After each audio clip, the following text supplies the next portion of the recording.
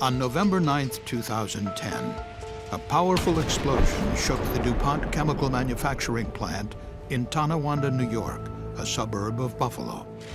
A contract welder was performing maintenance work on a tank that, unknown to him, contained flammable gas. The explosion blew the top off the tank, throwing the welder to the ground and killing him instantly. A second contract worker was burned. The tragic explosion at the DuPont facility exposed weaknesses in how process hazards were analyzed and controlled. The result was the death of a welder in a preventable hot work accident.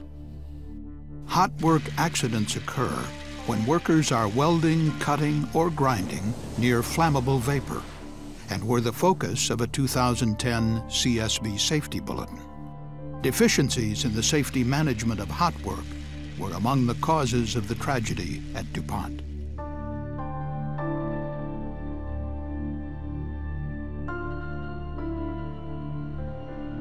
DuPont's Tonawanda facility manufactures a polymer known as Tedlar, used in solar panels, and Corian for use in countertops.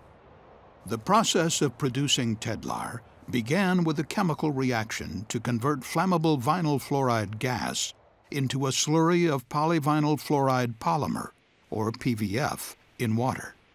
The PVF slurry then passed through separators. Compressors recycled unreacted vinyl fluoride gas into the process, while a small flash tank released residual vinyl fluoride into the atmosphere. Finally, the slurry was transferred to one of 3 insulated holding tanks, usually tank number 3. Tanks 1 and 2 were reserved for slurry overflow. Tank 1 normally remained empty. On October 22, 2010, the Tedlar process underwent a planned shutdown, during which workers removed the asbestos insulation on tanks 1 and 2. Removing the insulation revealed that the agitator supports for the tanks were heavily corroded. DuPont directed contractors to repair the supports, which would involve welding and grinding on tanks 1 and 2. The hot work on tank 2 occurred during the shutdown without incident, but the repairs on tank 1 were delayed while parts were ordered. DuPont personnel determined that it would be safe to perform hot work on tank 1 after the restart. On November 7th, DuPont operators locked all 5 valves leading to and from tank 1 in the closed position in order to stop potential slurry flow. The tank's agitator motor was also locked out. However, DuPont personnel did not block the flow of gas inside the overhead piping, or overflow line, that connected the vapor space of all 3 tanks. They mistakenly believed that flammable vinyl fluoride gas could not reach any of the slurry tanks. But the CSB investigation found that even in normal operations, vinyl fluoride was not completely removed from the slurry and was always present in the slurry tanks in varying amounts. When the process restarted on November 6th, the flammable gas was able to travel from tanks 2 and 3 through the open overflow line into tank 1. On the morning of November 9th, a DuPont technician tested the atmosphere above tank 1, where welding would later take place. There were also 2 continuous air monitors in the vicinity. No flammable gas was detected, and the hot work was cleared to begin. But no testing was done to measure or monitor the atmosphere inside the tanks, where, unknown to the contractors, the flammable gas was at dangerous levels. Around 9 a.m., 2 contract workers began welding and grinding on tank 1. The welder connected his safety harness to the tank's agitator support and worked on top of the tank as the foreman looked on from the nearby catwalk. At approximately 11 a.m., the welder was repairing corroded portions of the agitator support beams directly above the flammable gas. A hole around the agitator shaft may have provided a pathway for ignition. Welding sparks could fall into the tank, even as flammable gas might drift upward toward the sparks. The ignition of the vinyl fluoride caused a powerful explosion.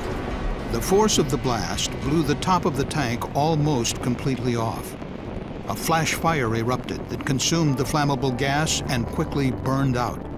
The welder was thrown to the ground, killed instantly from blunt force trauma. The foreman's face and arms were burned. Mark Wingard was a member of the CSB team that investigated the accident at DuPont.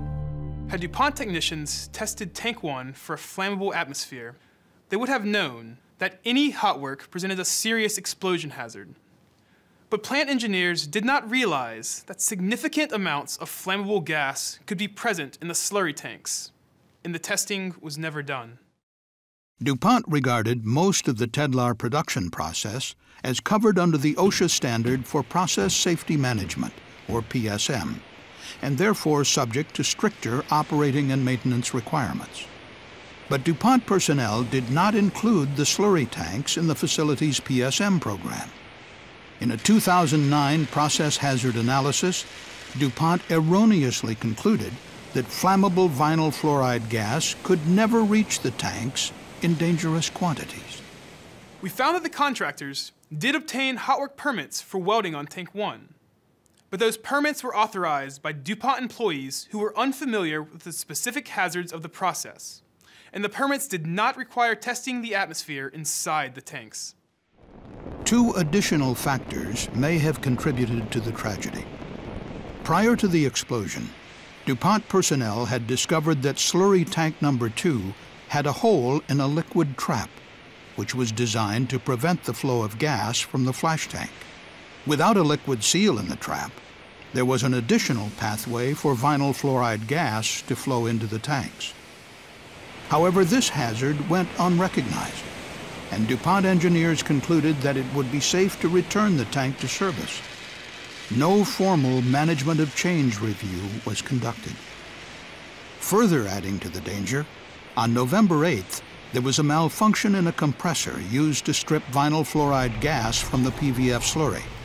As a result, the slurry contained more than the normal amount of vinyl fluoride.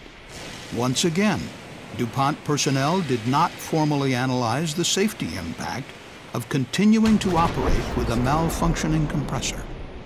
In its final report, the CSB recommended that DuPont revise its corporate policies to require atmospheric monitoring inside tanks before and during any hot work. And the board recommended that DuPont require all process piping, including vent lines on tanks, to be positively isolated before authorizing any hot work. In our 2010 Hot Work Bulletin, the CSB identified 11 accidents similar to the one at DuPont. All involved hot work on tanks that ignited flammable gas inside. In all cases, the CSB found that there was not an adequate system in place for monitoring the atmosphere for flammable vapor where hot work was to occur. For example, in June 2006, 3 contractors were killed and another seriously injured in an explosion at the Partridge-Raleigh oil field in Raleigh, Mississippi. The contractors were welding on one of 4 storage tanks when welding sparks ignited flammable vapor flowing from an adjacent tank.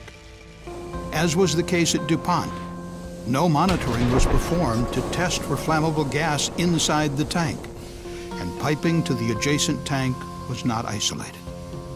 In July 2001, an explosion killed 1 contract worker and injured 8 others when welding sparks ignited flammable hydrocarbon vapors in a large sulfuric acid storage tank at Motiva's Delaware City refinery. And in January 2006, 2 workers died and another was seriously injured in an explosion at a municipal wastewater plant in Florida when hot work ignited vapor inside a storage tank of highly flammable methanol. In all of these cases, combustible gas monitoring either was inadequate or wasn't performed at all. In its 2010 safety bulletin, the CSB said companies can prevent hot work accidents by analyzing the hazards, enforcing rigorous training and permitting procedures, constantly monitoring the atmosphere for flammables, and avoiding hot work in favor of non-spark producing methods whenever possible. Hot work is often seen as a routine activity, but it can prove deadly if fire and explosion hazards are overlooked. Thank you for watching the CSB safety video. For more information on the CSB's DuPont investigation, please visit csb.gov.